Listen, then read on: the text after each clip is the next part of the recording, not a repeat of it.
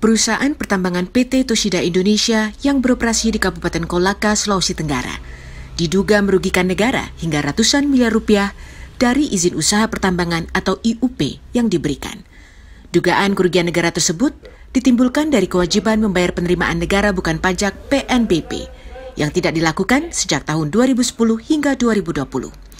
Meski izin usaha pertambangan PT Toshida telah dicabut sejak akhir tahun 2020 lalu, perusahaan itu masih melakukan eksplorasi dan aktivitas penjualan ore nikel keluar wilayah, sehingga setelah dihitung kerugian negara naik menjadi 190 miliar rupiah dari sebelumnya hanya 151 miliar rupiah. Kasipenkum Kejati Sultra Dodi pada Rabu 16 Juni menjelaskan, selain kewajiban tersebut, PT Toshida juga tidak memiliki izin pinjam pakai kawasan hutan atau IPPKH, tidak membayarkan royalti, serta sejumlah kewajiban lainnya. Dalam mengungkap kasus dugaan korupsi ini, Kejati Sultra melakukan pemeriksaan sejumlah dokumen. Beberapa di antaranya berada di Dinas Energi dan Sumber Daya Mineral ESDM Sulawesi Tenggara, seperti rencana kegiatan anggaran belanja dan perizinan aktivitas pertambangan.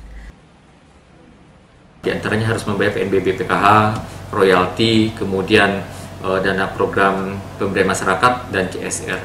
Tapi dari tahun 2010 sampai dengan 2020 tidak dilakukan kewajiban tersebut sehingga menimbulkan kerugian bagi negara.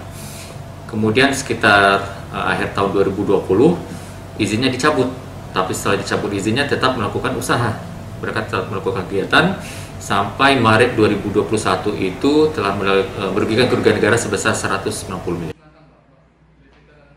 Sebelumnya, Tim Khusus Pemberantasan Korupsi Kejaksaan Tinggi Sulawesi Tenggara melakukan penggeledahan di kantor ESDM Sultra pada Senin 14 Juni dalam dugaan tindak pidana korupsi pertambangan. Dalam penggeledahan itu, Kejaksaan Tinggi Sultra mengamankan sejumlah dokumen penting terkait dugaan korupsi PT Toshida Indonesia yang melibatkan Dinas ESDM Sulawesi Tenggara. Dari Kendari, Sulawesi Tenggara, Saharudin, Kantor Berita Antara, mewartakan.